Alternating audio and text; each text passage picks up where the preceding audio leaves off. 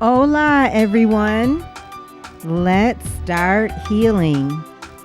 I'm Adrianne Murchison, and welcome to episode 49 of the Let's Start Healing podcast.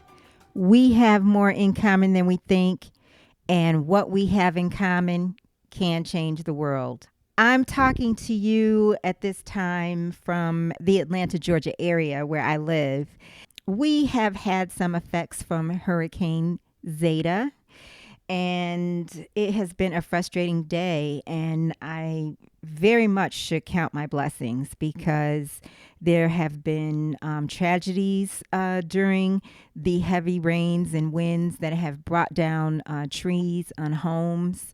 And I do indeed count my blessings and send thoughts and prayers to people who have, to the families of the people who have lost their lives over the effects of this storm. And for my day, it's just been a day of frustration. Much of the day I had no power. I do have power now, but I haven't had any internet service for hours and hours and hours. And it just has you stuck. I mean, we've become so used to the access that our internet gives us. And so today, as I was walking and looking for places where I could charge my phone when I had no power, I was thinking about surrender. And really, I was aware in the afternoon hours that I was so much trying to find a solution to the problem I had. My car was stuck in my garage. I couldn't use the manual rope to get the garage door open, so I didn't have the transportation that I needed. So I just felt trapped. I felt like my day was beyond my control. But I also was aware that I was wasting the day. And it was a balmy day. The sun was out. And so I tried to release control and not let my day be simply a day of frustration. And this had me thinking of something that a friend introduced me to called the Sedona Method. And it's something that I would like to share with you. As I sit here in my home and I still have no internet service and I still just feel restrained and confined. And I'm thinking about the Sedona Method, and it is about letting go. It's about letting go of the things that we can't control and just accepting things as they are. So first of all, my good friend, my brother Nadir Muwakil, who was a guest on an early episode of Let's Start Healing, introduced me to the Sedona Method, and we talk about it a little bit in that episode, and I'm unable to tell you exactly what the episode number is. It's around number 15. That might actually be the episode number. A teacher of the Sedona Method that you can find on YouTube is Hale Dwoskin. And so what I'm going to share with you is things that I have written down from listening to Hale Dwoskin's meditations and his teachings. And so they were so powerful to me that I wrote them in my journal. And I go to these words sometimes, especially, I'm not in pain, in emotional pain today, but especially if I am feeling in emotional pain, I'll go to these words and I'll read them, and they definitely help me to shift and to heal. I was going through a breakup of a very, very brief relationship, and the breakup really hurt me. It really hurt my feelings. I was hurting emotionally, and I just took a deep dive one Sunday into these words, and I just meditated and I let myself be upset, and I just went in and let myself feel the emotion that was there on the surface. I went deeper and let myself feel it and move past it. It was so huge. So I want to share some of these words with you, and I hope that they are helpful. Again, these are not my words. These are the words of Hale Dwoskin, who you can find on YouTube and online. If you just Google the Sedona Method or Hale Dwoskin, or just go to YouTube and you'll easily find him. Something that he talks about, as I mentioned, is control. And he says that if we feel controlled, there's a part of us that must want to be controlled. And of course, I know my nature is to say, what you talking about? That is not true. But these are his words, and they ring a little true.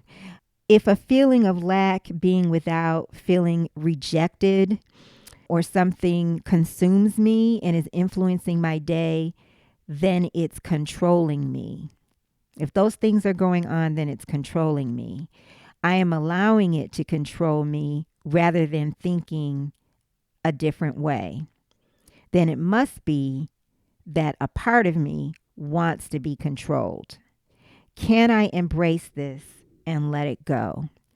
And actually, when he is talking to his audience or in a meditation, he might say you, but when I wrote them in my journal, I changed you to I so that it would be even more personal for me.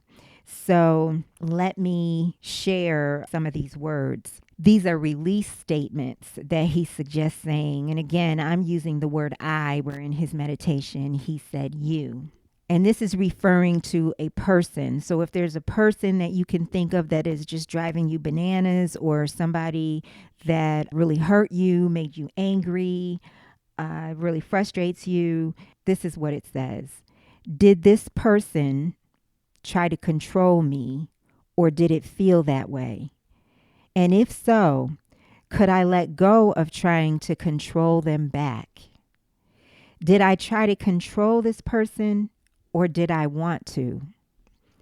And if so, could I let go of wanting to control this person as best I can? If so, could I let go of trying to control this person as best I can? Could I allow this person to be the way they are? Would I allow this person? Would I allow myself to grant this person to be the way this person is? Do I now grant this person to be the way this person is? Do I now grant this person to be the way this person is? Do I now grant this person to be the way this person is? And one thing that I didn't share that I meant to, that Hale Dwoskin says with the Sedona Method, as I mentioned, it's about releasing, it's about letting go. And so some real practicing words are, could I let this go? So it's a situation, he explains, that's really bothering me. And he says, could you let this go? So I ask myself, could I let this go? So let's say I say yes, or I could say no. He says to his audience, if you can't let it go, acknowledge that. But let's say I say yes. So could I let this go? Yes, I could let this go.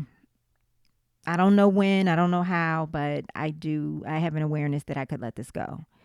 So the next thing is when. I might say now. I also say to myself, do I have a willingness to let this go? I'll continue with words he used in his meditation. Did I dislike or disapprove of anything in this person? And if so, can I let go of withholding my approval from them and withholding my love? Could I let that go? Did they dislike or disapprove of anything in me? And if so, could I let go of wanting their approval or their love as best I can? Did they dislike or disapprove of anything in me? And if so, could I let go of wanting their approval or their love as best I can? Could I allow myself to have only love for this person? Would I allow myself to have only love feelings for this person? Do I allow myself to have only love feelings for this person? And I wrote down what he said in parentheses. It's just a choice. Did this person challenge, oppose, or threaten me? Or did it feel that way? And if so, can I let go of wanting to protect myself from them as best I can? Could I let go of wanting to be safe from them? Did I challenge, oppose, or threaten them? Did I want to? And if so, could I let go of wanting to challenge, oppose, or threaten them as best I can? Could I allow myself to have only a feeling of well-being, a feeling of safety and trust with this person? Would I allow myself to have only a feeling of well-being, a feeling of safety and trust with this person? Do I now have only a feeling of well-being, a feeling of safety and trust with this person? Again, he says, it's just a choice. Do I now have only a feeling of well-being, a feeling of safety and trust with this person? Did this person try to be separate from me, reject, cut off, or try to be separate from me? Or did it feel that way? And if so, could I let go of wanting to be one with them? And did I reject, cut off, or try to be separate from them? And if so, could I let go of trying to let go of trying to be separate from them? And if so, could I let go of trying to let go of trying to be separate from them? Could I allow myself to have only the feeling of, I am you and you are me? There is only one with this person. Could I have a feeling of oneness with this person? Would I allow myself to have only a feeling of, I am you and you are me? There is only one with this person. There is only one. Do I have only a feeling of, I am you and you are me with this person? A feeling of oneness, of unity, and there is only one. And then he said to his audience, noticing the absence of separation and the presence of oneness. Did this person try to control me, or did it feel that way? Can I find the part of me that was being controlled? Was that person's wanting to control personal on their part towards me? Did I try to control them, or did it appear that way? Can I find the part of me that was trying to do that in the essence of me? Can I find within me that there is already a granting spiritually for that person to be just as they are, and for me to be just as I am? Just for now, can I notice that there is no controller and no control-e? There is only one. There is no you and no them. There is no me and no them. There's just what is, that we superimposed a story on. I'm going to repeat that. There is just what is, that we superimposed a story on. There is no me and there is no them. There's just what is, that we superimposed a story onto. That was not real to begin with. And did I dislike or disapprove of anything in this person? Can I find within me the one who dislikes or disapproves? Is there really anyone doing that? Again, this is Hale Dwoskin's. These are Hale Dwoskin's words. Can I find someone within me that is separate from love itself? Did this person dislike or disapprove of anything in me, or did it appear that way? And if so, can I find that wish approval attached to anything? Could I allow myself to have only love feelings for this person? Do I allow myself to have only love feelings for this person? And he said to his audience, going deeper within, can I find anything separate from love in this moment? Or is it simply love loving itself? And did this person challenge, oppose, or threaten me in any way? Or did it appear that way?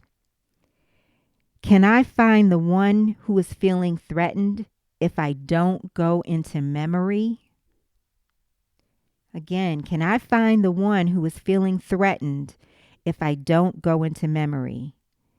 Is there actually anyone here who can be threatened? Did I challenge, oppose, or threaten them? Or did I want to? And if so, was that actually me doing that? Or was that just an appearance? And if so, was that actually me doing that? Or was that just an appearance? Could I allow myself to notice that me and this person are already safe because there is no you or me? There is one. And did this person reject, cut off, or try to separate from me? Or did it appear that way? And in this moment, can I actually find a me or them? Or is that just a projection appearing on that which is? Just simply check.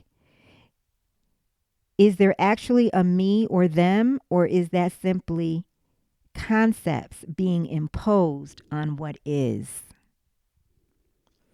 And could I be open to the possibility that there is no me and there is no them?